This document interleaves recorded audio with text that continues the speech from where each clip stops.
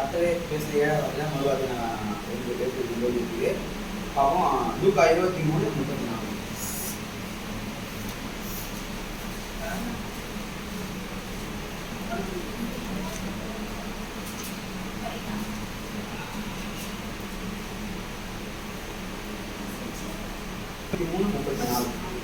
இயேசு, பிதாவே, இவர்களுக்கு மன்னியும், தாங்கள் செய்கிறது இன்னதென்று அறியாதிருக்கிறார்களே என்றார். அவருடைய வஸ்திரங்களை அவர்கள் பங்கிட்டு சீட்டு போட்டார்கள். பாருங்க, கர்த்தர் வந்து சிலுவையில் முதல் வார்த்தையா பேசுறாரு. என்ன பேசுறாருன்னா, அப்பொழுது இயேசு, பிதாவே, இவர்களுக்கு மன்னியும், தாங்கள் செய்கிறது இன்னதென்று அறியாதிருக்கிறார்களே என்றார்.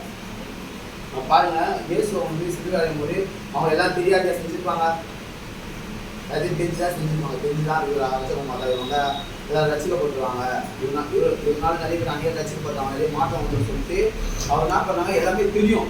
ஆனால் தேவனால என்ன சொல்றாங்க, அப்பொழுது இயேசு, பிதாவே, இவங்களுக்கு மன்னியும், தாங்கள் செய்கிறது இன்னதென்று அறியாது இருக்கிறார்கள். அப்போ அவங்க செய்யறது வந்து தேவன் சொல்றாரு, அவங்க எதுவுமே அவங்க தெரியாத செய்யறாங்க, இவங்க மன்னிங்க அப்படின்னு சொல்லிட்டு சொல்றாரு. இப்போ நம்ம வந்து அந்த இடத்துல இருந்தா கண்டிப்பா மன்னிக்க மாட்டோம். ஏன்னா நீ எல்லாத்தையும் நீ தெரிஞ்சுதான் செய்யற, உங்களுக்கு தெரியுது, நான் உங்களுக்கு தெரியுது, ஆனா என்ன அவங்க மன்னிக்க மாட்டான் அப்படின்னு சொல்லுவீங்க. ஏன்னா இப்போ நம்ம ஒரு ஆப்போசிட் பர்சன் அவங்களுக்கு நல்லா தெரியும், அவன் நல்லா தெரியும் போது நீ இந்த தப்பு நீ தெரிஞ்சுதான் செஞ்சுருங்க, நீ பண்ண முடியாது தான் சொல்லிட்டு அவன் நம்ம மன்னிக்க மாட்டான். ஆனால் தேவன் பாருங்க, இந்த வந்து அவன் வந்து என்ன தெரிஞ்சு அறியாது இருக்கிறாரு, அவங்க பண்றதே நானே தெரியல, அவங்களை சுற்றி விலகிதான் இருக்காங்க, அதனால இவன் மன்னிக்க அப்படின்னு சொல்றாரு. அப்புறம் பாருங்க, யாத்திரை 37:7 இது வந்து கர்த்தர் மன்னிக்கிறவரும் மறு அழிவு அறிகிறவருமா இருக்கிற ஃபர்ஸ்ட் பாருங்க. யாத்திரை 34:7 7 8 12. 34 1000 தலைவர்களுக்கு இரக்கத்தை காக்கிறவர், அக்கிரமத்தையும் மீறுதலையும் பாவத்தையும் மன்னிக்கிறவர், குற்றவாளியை குற்றமற்றவனாக விடாமல் பிதாக்கள் செய்த அக்கிரமத்தை பிள்ளைகளிடத்திலும் பிள்ளைகளுடைய பிள்ளைகளிடத்திலும் 3ஆம் 4ஆம் தலைமுறை பற்றி விசாரிக்கிறவர் என்று கூறினார். மோசே தீவிரமாக தலைமட்டம் குனிந்து பணிந்து, ஆண்டவரே, உம்முடைய கண்களில் எனக்கு கிருபை கிடைத்ததானால் எங்கள் நடுவில் ஆண்டவர் எழுந்தருள வேண்டும். இந்த ஜனங்கள் மனதா கழுப்புள்ளவர்கள், நீரோ எங்கள் அக்கிரமத்தையும் எங்கள் பாவத்தையும் மன்னித்து எங்களை உமக்கு சுதந்திரமாக ஏற்றுக்கொள்ளும் என்றார். அதற்கு பாருங்க, இதுல வந்து 1000 தலைக்கும் இரக்கத்தை காக்கிறவர். தேவன் வந்து 1000 தலைமுறைக்கும் இரக்கத்தை காக்கிறவரும், அக்கிரமத்தையும் மீறுதலையும் பாவங்களையும் மன்னிக்கிறார்கள். நம்முடைய அக்கிரமங்களையும் மீறுதலையும் பாவங்களையும் மன்னிக்கிறவா இருக்கிறார். இதுல வந்து அந்த அந்த கட்டையில உடச்சி இருக்கணும்னால அதை பற்றி தான் சொல்லிட்டு வந்து பாருங்க, குற்றவாளியை குற்றமற்றமாக விடாமல் பிதாக்கள் செய்த அக்கிரமத்தை பிள்ளைகளிடத்திலும் பிள்ளைகளிடத்திலும் 3ஆம் தலைமுறை மட்டும் விசாரிக்க வேண்டும். அப்போ எவ்வளோ அவர் வந்து கோபமான தேவன் பாருங்க, பிள்ளைகளிடத்திலும் 3ஆம் தலைமுறை மட்டும் விசாரிக்க வேண்டாம். அப்போ வந்து இந்த ஒரு மனுஷன் மோசை தீர்மா தலை மட்டும் குடித்து தேவலத்தில் வந்து குடித்து, ஆண்டவரே இந்த கண்களில் எனக்கு திருவை கிடைத்ததானால் அவர் எங்கள் நடுவில் ஆண்டவரே எழுந்தருள வேண்டும். அவர் வந்து கேட்குறாரு, உங்களுடைய கண்களுக்கு வந்து எங்களுக்கு தயவு கிடைச்சதுன்னா எங்களுக்கு அதான் ஆண்டவரே எழுந்துள்ளோம். அப்போ உங்களுடைய கண்களை வந்து எனக்கு தயவு கிடைச்சுன்னா எங்கள் நடுவில் எழுந்துள்ளோம். அப்போ வந்து எங்களுடைய பாவங்களையும் மன்னிங்க. ஏன்னா இந்த ஜனங்கள் மட்டும் யாராவது என்ன மனநல கழுத்துள்ளதா இருக்கிறாங்க. இப்போ இதே தான் அந்த ஜனங்களும் மனநல கழுத்துள்ளதா இருக்காங்க. ஏன்னா தேவனை வந்து இயேசு கிறிஸ்து வந்து சிலுவையில் அடையறதுக்கு அவங்க தீவிரமா இருந்தாங்க. அவங்க யாரும் எதுவும் சொல்றதை கேட்கல, இது பண்ணல. ஆனால் இயேசு கிறிஸ்து சிலுவையில் அடையணும். ஓகேவா? இவர் வந்து இவர் இதே விட்டா என்ன பண்ணிடலாம்னு சொல்லிட்டு அவர் அறிஞ்சதுக்கு தீவிரமா இருந்தாங்க. அப்புறங்க தேவன் வந்து மனநலப்படுத்த நீரோ அவருக்கு தேவங்க, நீரோ எங்கள் அக்கிரமங்களையும் எங்கள் பாவங்களையும் மன்னித்து எங்களை உமக்கு சுதந்திரமாக ஏற்றுக்கொள்கின்றாங்க. அப்படி இருந்தா பாருங்க, தேவன் வந்து மோசே வந்து கேட்கிறாரு, நீரோ எங்கள் அக்கிரமங்களையும் எங்கள் பாவங்களையும் மன்னித்து எங்களை உமக்கு சுதந்திரமாக ஏற்றுக்கொள்ளும் என்றார்கள். இந்த சுதந்திரமாக ஏற்றுக்கொள்ளுகிற இடம் தான் வந்து கர்த்தர் வந்து நமக்கு ஒரு மறுவாழ்வு கொடுக்குற இடம். இதுல வந்து அதான் இந்த ஒன்று தான், எங்கள் அக்கிரமங்களையும் எங்கள் பாவங்களையும் மன்னித்து எங்களை உமக்கு சுதந்திரமாக ஏற்றுக்கொள்கிறார். தேவன் வந்து அவர் பாவங்களையும் அவங்க அக்கிரமங்களையும் மன்னிச்சதுனால மட்டும்தான் அவங்க நெக்ஸ்ட் ஒரு வாய்ப்பு கொடுத்தாரு. என்ன கொடுத்ததுனால சரிங்க. அது பாருங்க, கர்த்தர் வந்து மன்னிக்கிறவரும் மனம் திரும்ப செய்கிறவராக இருக்கிறார். பாருங்க, யோவான் 8:10.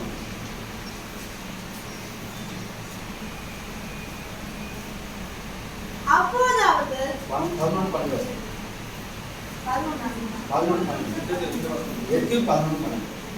அதற்கு அவர், இல்லை ஆண்டவரே என்றார். இயேசு அவளை நோக்கி, நானும் உன்னை ஆக்கினைக்குள்ளாக தீர்க்கிறதில்லை, நீ போ, இனி பாவம் செய்யாதே என்றார். மறுபடியும் இயேசு ஜனங்களை நோக்கி, நான் உலகத்திற்கு ஒளியாய் இருக்கிறேன், என்னை பின்பற்றுகிறவன் இருளிலே நடவாமல் ஜீவ ஒளியை அடைந்திருப்பான் என்றார். ஆமென்.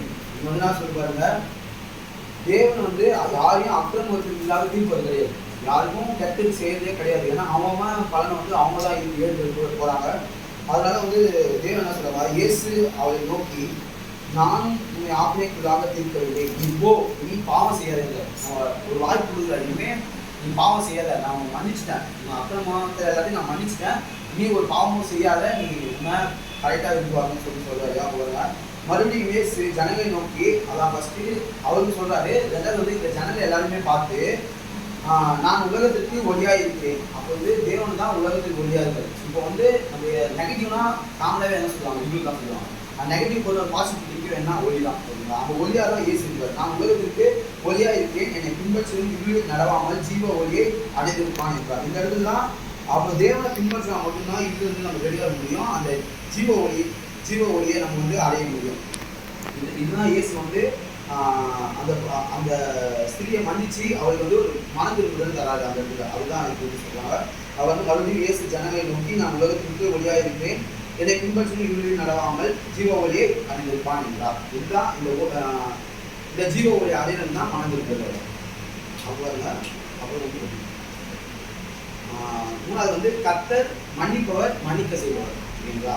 கர்த்தர் மன்னிக்கிறவர்கள் இருக்கிற மாதிரியும் கர்த்தர் மன்னிக்க செய்கிறவராக இருக்கிற ஒரு யோசனை பாருங்க. மத்தேயு 18:21. அப்பொழுது பேதுரு அவரிடத்தில் வந்து, 18:21. ஆண்டவரே, என் சகோதரன் எனக்கு விரோதமாய் குற்றம் செய்து வந்தார், நான் எத்தனை தரம் மன்னிக்க வேண்டும்? 7 தரம் மட்டுமோ என்று கேட்டார். அதற்கு இயேசு, 7 தரம் மாத்திரமல்ல, 7 தரம் மட்டும் என்று உனக்கு சொல்லுகிறேன். ஆமென். இவங்க அப்போ வந்து பேதுரு இயேசு வந்து கேட்கிறாரு. பேதுரு வந்து அவருக்கு வந்து, ஆண்டவரே, என் சகோதரன் எனக்கு விரோதமாய் குற்றம் செய்து வந்தார், நான் எத்தனை தரம் மன்னிக்க வேண்டும்? 7 தரம் மட்டுமா என்று கேட்டான். அப்போ வந்து பேதுரு வந்து கேட்கிறாரு இயேசு அவர்களுக்கு, அப்பா, என் சகோதரன் எனக்கு விரோதமாக குற்றம் செஞ்சுட்டான், நான் எத்தனை தடவை தான் நான் மன்னிக்கிறது திரும்பத்தோம்னா எனக்கு செய்யலாம், நான் என்னடா பண்ணுறதுன்னு அப்படின்னு சொல்லி கேட்குறாரு. அது வந்து இயேசு சொல்றாரு, 7 தரம் மாத்திரம் அல்ல, 7 தரம் மட்டும் என்று உனக்கு சொல்லு. அப்போ வந்து பாருங்க, பேருக்கு இயேசு வந்து இதெல்லாம் டீச் பண்றாரு. சரிங்களா? நீ மன்னி 7 தடவை மாத்திரம் அல்ல, 7 தடவை மன்னி அப்படின்னு சொல்றாரு. இந்த தான் கர்த்தர் மன்னிக்கிறவரும் மன்னிக்க செய்பவருமா இல்லை சொல்லித்தரவரா இல்லை. அப்புறம் மத்தேயு 5:44.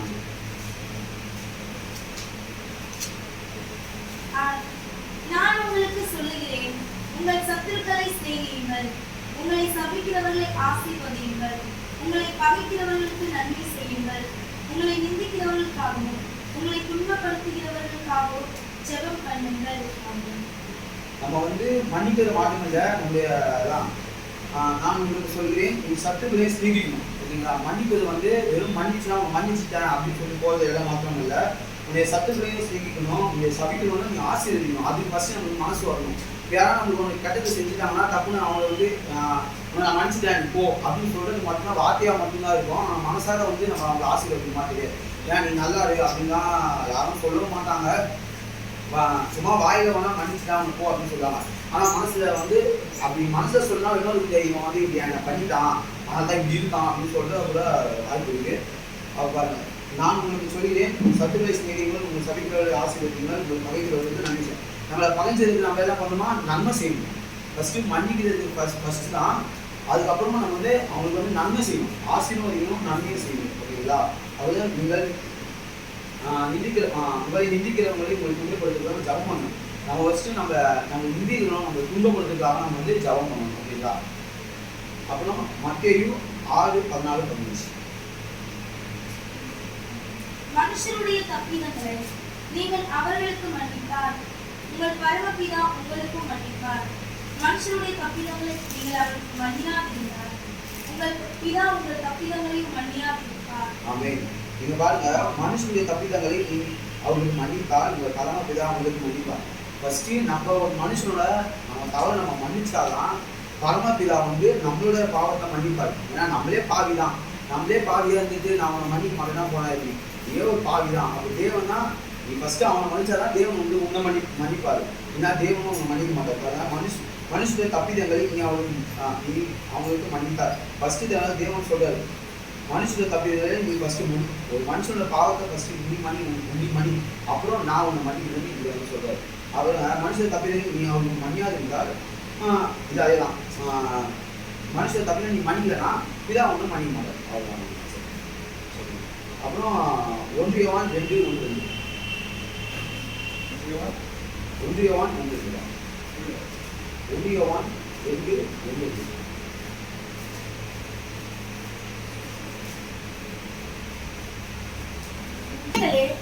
நீங்கள் பாவம் செய்யாதபடிக்கு இவைகளை உங்களுக்கு எழுதுகிறேன். ஒருவன் பாவம் செய்வானானால் நீதிபராய் இருக்கிற இயேசு கிறிஸ்து நமக்காக பிதாவினிடத்தில் பரிந்து பேசுகிறவராய் இருக்கிறார்.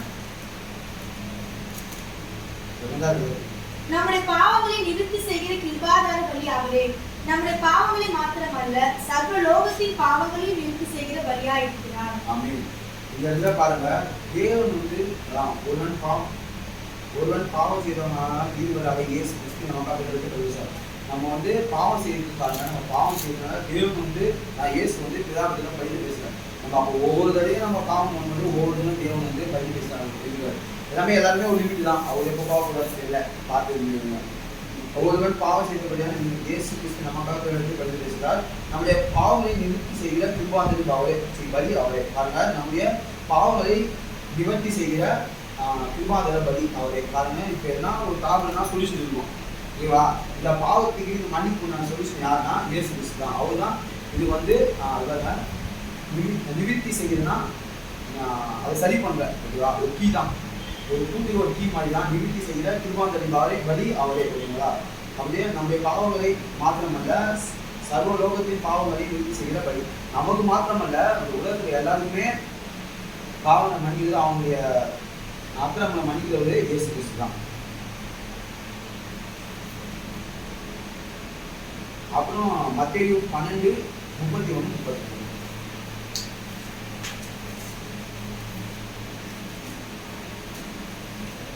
ஆதலால் நான் உங்களுக்கு சொல்லுகிறேன், எந்த பாவமும் எந்த தூஷணமும் மனுஷனுக்கு மன்னிக்கப்படும், ஆவியானவருக்கு விரோதமான தூஷணமோ மனுஷனுக்கு மன்னிக்கப்படுவதில்லை. எவனாகிலும் மனுஷகுமாரனுக்கு விரோதமான வார்த்தை சொன்னால் அது அவனுக்கு மன்னிக்கப்படும். எவனாகிலும் பரிசுத்த ஆவிக்கு விரோதமாக பேசினால் அது இம்மையிலும் மறுமையிலும் அவனுக்கு மன்னிக்கப்படுவதில்லை. தேவன் எல்லாத்தையும் மனுஷராக நம்ம பார்க்கணும். தேவன் வந்து மன்னிக்காதவர்கள் இருக்குது. அவங்க என்ன பாருங்க, ஆதலால் நான் உங்களுக்கு சொல்லுகிறேன், எந்த பாவமும் எந்த தூஷணமும் மனுஷனுக்கு மன்னிக்கப்படும். நீ என்ன பாவம்னு செய்ப்பா, எந்த தூஷணம் செய்ப்பா, அவனுக்கு மன்னிக்கப்படும், சரிங்களா? அவனுக்கு மன்னிக்கப்படும். ஆவியானவருக்கு விரோதமாக தூஷணமும் மனுஷனுக்கு மன்னிக்கப்படுவதில்லை. அதனால ஆவியானவர் விரோதமாக நீ பேசுறது செய்யறது எது பண்ணாலுமே அது உங்களுக்கு மன்னிக்கப்படாது. எவனாக மனுஷகுமாரனுக்கு விரோதமாக வார்த்தை சொன்னால் அது அவனுக்கு மன்னிக்கப்படும். இப்போ நம்ம இயேசு என்ன சொன்னா கூட ஒரு மன்னிச்சுடுவாரு. ஆனால் வந்து நம்ம ஆவியானவருக்கு விரோதமாக பேசினாவது அது உண்மையிலும் சரி மறுமையிலும் சரி அவனுக்கு மன்னிக்கப்படாது. இது அப்புறம் சங்கீதம் 103:3. அவர் உன் அக்கிரமங்களை எல்லாம் மன்னித்து உன் நோய்களை எல்லாம் குணமாக்கி. அவர் உன் அக்கிரமங்களை எல்லாம் மன்னித்து உன் நோய்களை எல்லாம் குணமாக்குவார். எபிரேயர் 8:12.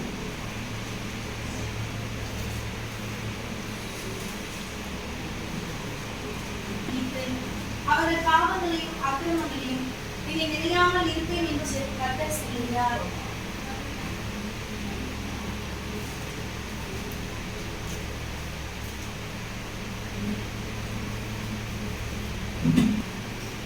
நான் அவர்கள் அநியாயங்களை கிருபையாய் மன்னித்து அவர்கள் பாவங்களையும் அக்கிரமங்களையும் இனி நினையாமல் இருப்பேன் என்று கர்த்தர் சொல்கிறார். தேவன் வந்து உங்களுடைய பாவங்களை குற்றக்குறைகளெல்லாம் கிருபையாய் மன்னித்து அதை வந்து திரும்பி நினைக்க மாட்டாங்க. பாவத்தில் அவர் நினைக்க மாட்டான்னு சொல்லி திரும்ப பாவத்தை பண்ணாங்க. அப்புறம் எரேமியா 31:34. தன் அயலானையும் ஒருவன் தன் சகோதரனை நோக்கி கர்த்தரை அறிந்து கொள் என்று போதிக்கவில்லை.